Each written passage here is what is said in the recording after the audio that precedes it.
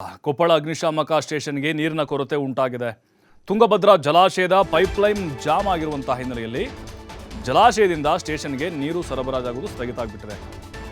ಇತ್ತ ಬತ್ತಿ ಹೋಗಿರುವಂತಹ ಸ್ಟೇಷನ್ನಲ್ಲಿರುವಂತಹ ಕೊಳವೆ ಬಾವಿಗಳು, ಅಗ್ನಿಶಾಮಕ ಕೇಂದ್ರದಲ್ಲಿ ನೀರು ಸಿಗದ ಹಿನ್ನೆಲೆ ಪರದಾಟ ನಡೆಸ್ತಾ ಇದ್ದಾರೆ. ಅಗ್ನಿಶಾಮಕ ದಳದ ವಸತಿ ಗೃಹಗಳಿಗೂ ಕೂಡ ನೀರಿನ ಕೊರತೆ ಉಂಟಾಗಿದೆ. ಪರ್ಯಾಯವಾಗಿ ನೀರನ್ನು ತುಂಬಿಸಿಕೊಳ್ತಾ ಇದ್ದಾರೆ ಸಿಬ್ಬಂದಿ. ನೋಡಿ, ನೀರಿಗಾಗಿ ಹಾಹಾಕಾರ ಶುರುವಾಗ್ಬಿಟ್ಟಿದೆ. ತೋಟ ರಾಷ್ಟ್ರೀಯ ಹೆದ್ದಾರಿಯ ವಿಶ್ರಾಂತಿ ಸ್ಥಳದಿಂದ ನೀರನ್ನ ತರಲಾಗ್ತಾ ಇದೆ. ಮನೇಲಿ ನೀರು ಇರದೇ ಇದ್ದರೆ ಹೆಂಗಾದರೂ ನಾವು ಬೇರೆ ಪರ್ಯಾಯ ವ್ಯವಸ್ಥೆ ಮಾಡ್ಕೋಬೋದು. ಬೆಂಕಿ ಹತ್ತಾಗ ಏನು ಮಾಡೋದು? ಇದೇ ಅಗ್ನಿಶಾಮಕದವ್ರು ಬರಬೇಕಲ್ಲ ಬೆಂಕಿ ಹಾರ್ಸೋಕ್ಕೆ. ಎಲ್ಲಿ ನೀರು ತರಬೇಕು ಪಾಪ ಅವರು? ಅವ್ರಿಗೂ ಒಂದು ಪೈಪ್ಲೈನ್ ಅಂತ ಮಾಡಿರ್ತಾರೆ, ಅಲ್ಲಿ ಒಂದು ಕೊಳವೆ ಬಾವಿಗಳಂತಿರುತ್ತೆ, ಅಲ್ಲಿಂದ ಅವರು ವಾಹನಕ್ಕೆ ತುಂಬಿಸ್ಕೊಂಡು ಬರ್ತಾ ಇರ್ತಾರೆ. ಬಟ್ ಈಗ ಅಲ್ಲಿ ಏನಾದರೂ ಅವಘಡಗಳಾಯಿತು ಅಂತ ಹೇಳಿದ್ರೆ ಬೆಂಕಿದು ಖಂಡಿತವಾಗ್ಲೂ ಬೆಂಕಿ ನಂದಿಸೋಕ್ಕಾಗೋದೇ ಇಲ್ಲ. ಆದಷ್ಟು ಬೇಗ ಆ ಪೈಪ್ಲೈನ್ ಏನಿದೆ ಅದನ್ನು ದುರಸ್ತಿ ಮಾಡಬೇಕು ಅನ್ನುವಂಥ ಒತ್ತಾಯವನ್ನು ಅಲ್ಲಿರುವಂಥ ಸಿಬ್ಬಂದಿಗಳು ಮಾಡ್ತಾ ಇದ್ದಾರೆ. ಮತ್ತು ವಸತಿ ಗೃಹಗಳೇನು ಅಲ್ಲಿ ಸಿಬ್ಬಂದಿಗಳಿಗೆ ಅವರಿಗೆ ಮನೆಗಳನ್ನು ಕೊಡಲಾಗಿದೆ, ಅವರು ಕೂಡ ಪರದಾಟ ನಡೆಸ್ತಾ ಇದ್ದಾರೆ. ನೋಡಿ, ಒಂದು ಕುಟುಂಬಕ್ಕೆ ನೀರಿಲ್ಲ ಅಂತ ಹೇಳಿದ್ರೆ ನಾವು ಬೇರೆಯ ಒಂದು ವ್ಯವಸ್ಥೆಯನ್ನು ಮಾಡಿಕೊಳ್ಳಲಿಕ್ಕೆ ನಮಗೆ ಭಾಳಷ್ಟು ಅವಕಾಶಗಳಿರ್ತವೆ.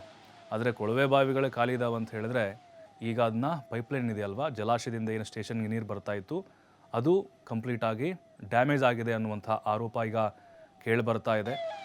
ಮತ್ತು ಅಲ್ಲಿ ಮಲಪ್ರಭಾ ನದಿ ಏನಿದೆ ಅದು ನೀರು ಕೂಡ ಜಾಸ್ತಿ ಮಳೆ ಬಂದಿರೋದ್ರಾಗಿ ನೀರಿನ ಪ್ರಮಾಣ ಜಾಸ್ತಿ ಇದೆ. ಆದರೆ ಈಗ ಸ್ಟೇಷನ್ನಲ್ಲಿಗೆ ನೀರು ಬರ್ತಾ ಇಲ್ಲ.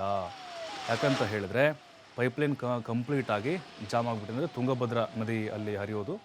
ಹಾಗಾಗಿನೇ ಈಗ ಸಾರ್ವಜನಿಕರಿಗೆ ಕುಂದ ಕೂಡ ಭಾರಿ ಆಕ್ರೋಶಗಳು ವ್ಯಕ್ತವಾಗ್ತಾ ಇದೆ.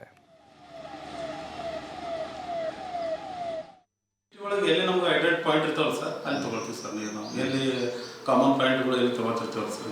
ಈ ಗೌರ್ಮೆಂಟ್ ಪಾಯಿಂಟ್ ಆದರೂ ಕೂಡ ನಮ್ಗೆ ಬೇಕಾದಾಗ ನಾವು ಪೈಪ್ ಫಿಟ್ಟಿಂಗ್ ತೊಗೊಳ್ತೀವಿ sir. In case pipe fitting ಮಾಡೋಕೆ ಹೋದಾಗ, ಇಲ್ಲಾಂದ್ರೆ ಇಲ್ಲಿ ನಮ್ಗೆ ರೆಸ್ಟ್ ಏರಿಯಾ ನಮ್ಮ ಸ್ಟೇಷನ್ ಪಕ್ಕದಲ್ಲೇ ಇದೆ ಸರ್, ರೆಸ್ಟ್ ಏರಿಯಾ ಅಲ್ಲೂ ಇದೆ ಸರ್. ಇಲ್ಲಾಂದ್ರೆ ಇಲ್ಲೊಂದು ಟ್ರಸ್ಟ್ ಇದೆ ಅಲ್ಲ ಸರ್, ಹಾಂ ಸರ್, ಕೂಡ ನಮ್ಗೆ ವಾಟರ್ ಸೋರ್ಸ್ ಇದೆ ಸರ್. ಫೈರ್ ಫೈಟಿಂಗ್ ಮಾತ್ರ ಯಾವುದೇ ರೀತಿಯಾದ ವ್ಯತ್ಯಯ ಉಂಟಾಗಲ್ಲ ಸರ್. ವಾಟರ್ ಸೋರ್ಸ್ ಕ್ವಾರ್ಟರ್ಸಿಗೂ ಇದಾವೆ ಸರ್. ನಮಗೆ ಕ್ವಾರ್ಟರ್ಸಿಗೂ ವಾಟರ್ ಇದೆ. ಬಟ್ ಇದಕ್ಕೆ ಅದು ಹಾಕಿ ಕೊಡ್ತೀನಿ ಅಂತ ಹೇಳಿದಾರೆ ಸರ್ ಅವ್ರಿಗೆ ಲೆಟ್ರ್ ಕೊಟ್ಟು. ಇವತ್ತು ಈಗ ಜನ ಮತ್ತಷ್ಟು ಮಾಹಿತಿ ನಮ್ಮ ಪ್ರತಿನಿಧಿ ನಾಗರಾಜ್ ನೀಡ್ತಾರೆ. ನಾಗರಾಜ್, ಈಗ ಬೆಂಕಿ ಅವಘಡಗಳಾದರೆ ಹೇಗೆ ಅಂತ ಹೇಳಿ, ಯಾಕಂದರೆ ಮನೆಗೆ ಕುಡಿಯೋಕ್ಕೆ ನೀರಿಲ್ಲ ಅಂತ ಹೇಳಿದ್ರೆ ಪರ್ಯಾಯ ವ್ಯವಸ್ಥೆಯನ್ನು ಮಾಡ್ಕೊಳ್ಳೋಕೆ ಅವಕಾಶಗಳಿದ್ದಾವೆ.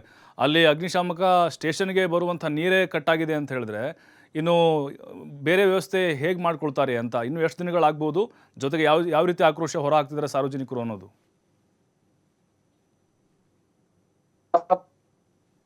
ಪ್ರಭು, ಏನಂದ್ರೆ ಖಂಡಿತವೂ ಕೂಡ ಏನೇ ಬೇಸಾರವಾಗಿಲ್ಲ, ಆದ್ರೂ ಸಹ